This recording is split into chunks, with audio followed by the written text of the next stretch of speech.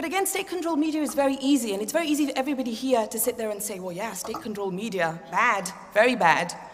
So let's move to something that prides itself on a bit more independence and which really shook up the state-controlled media scene in the Middle East, and that's Al Jazeera.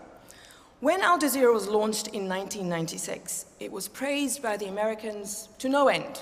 It was called a groundbreaking, courageous satellite television channel that would pave the way towards reform.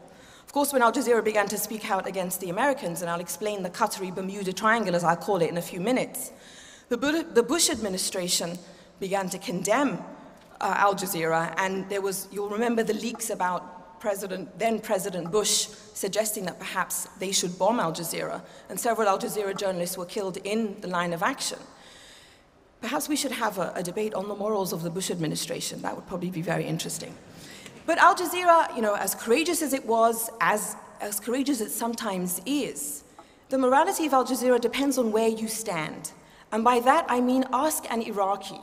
After the United States invaded Iraq, Al Jazeera's coverage, depending on where you stood, was either moral or completely immoral.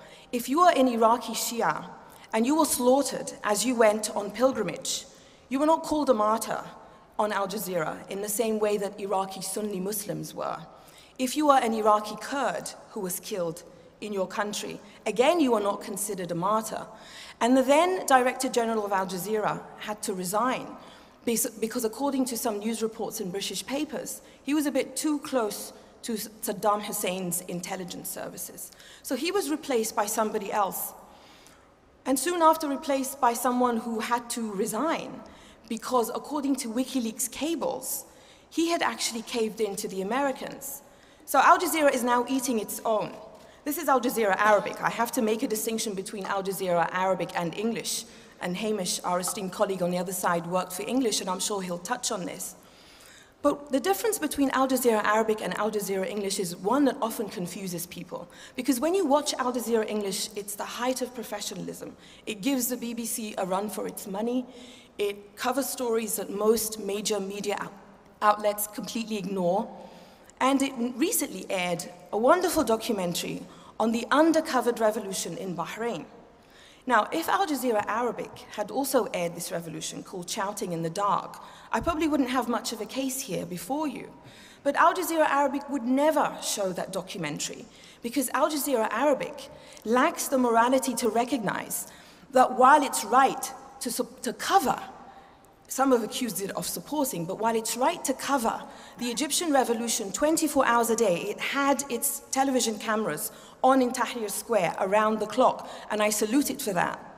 Somehow the Bahraini revolution did not garner such attention. And when asked about this, the former Director General of Al Jazeera, who recently had to resign because WikiLeaks cables showed, well, this is, the rumor has it, that's why he resigned, showed that he caved in to the Americans. He said, what Khanfar said, we had to make a decision on how important various revolutions were to the region. So he's basically saying, we have to make a decision on how important people's freedom and dignity is. If you pass into those words what he's actually saying, and what Al Jazeera Arabic and English in their distinction are actually saying, is that some people's freedom and dignity is more important than others. Or in the words of George Orwell in 1984, some people are more equal than others, as some of his animals were more equal than others. Because when it comes to Al Jazeera, it falls into this Bermuda Triangle of logic that I said Qatar is a prime example of. Qatar is home to the US largest American airbase in the Middle East. Qatar also hosts an Israeli trade office, even though the two countries do not have diplomatic relations. And Qatar considers Israel an enemy state. There's no peace between the two countries. But Qatar is also home to this groundbreaking news channel called Al Jazeera.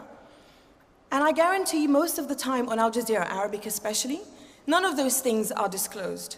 There is no interconnectedness that is made on Al Jazeera Arabic between all of these contradictions that, as far as the Qatari royal family are concerned, are great for Qatar's international standing.